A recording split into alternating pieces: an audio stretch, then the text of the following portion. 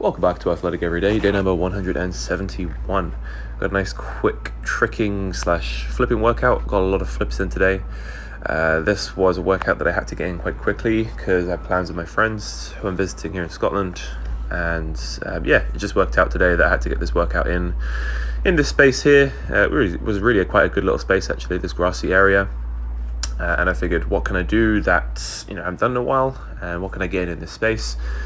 And decided that I would get some flips in. So started off with just doing backflips, trying to get form really nice, trying to make sure that I land on balance and don't trip over. It was a struggle at first, and then I worked into doing some round-offs because I hadn't done round-offs in a little while, and I figured I would do a little practice there.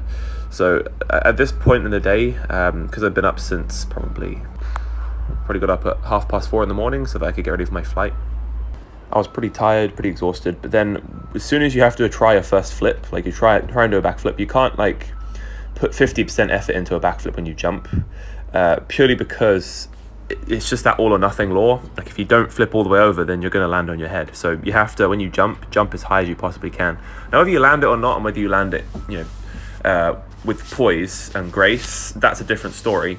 But in order to actually make the flip work, you have to commit to it 100%. So there was that.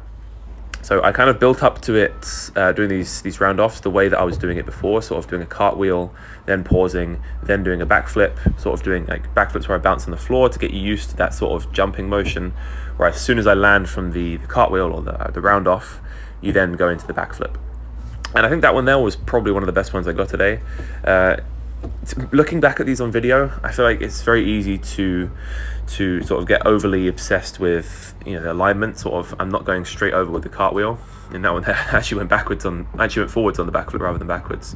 But the fact that I was able to actually do these, this is only my second time ever actually doing them, and from one perspective, it's like, I'm not good enough at these yet. I need to improve. I need to work on my form. I need to get faster with these turnovers. I need to tuck harder.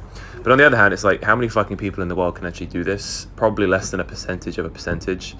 And so, I'm part of a very select few group of people that can do this and all the other things that I do. So that's nice. Anyway, that's the flips. Then I decided to do some depth drops into this kind of like stony area, jumping down from these steps. It doesn't look very high from this angle, but I think from this angle you can get a gist for how high it is. Reason for doing depth drops is just to potentiate the legs and get them used to absorbing more force eccentrically. So say for example your max vertical jump is 40 inches or 30 inches or whatever it is. You then jump from a higher height than that and then try and land not as completely stiff as possible. You have to have a little bit of yielding in the legs, but when you jump from a higher height than you could possibly ever hope from jumping from, what that does is it teaches the muscles and the tendons in your legs to actually be able to absorb that force. So essentially what you're doing is you're communicating to the muscles in your lower body that if we did jump this high, we could actually land safely and not damage ourselves. And it's in doing that is what can also potentiate not just your tendons, your ligaments, your muscles, but also your nervous system to learn to tolerate that amount of force. So there is an aspect of not being able to put as much force into the ground with your muscles when it comes to increasing vertical jump height and not being able to jump as high as you want. But there's also an element of your body having a very, very keen and intuitive awareness of how much force it's able to tolerate when it lands from a vertical jump.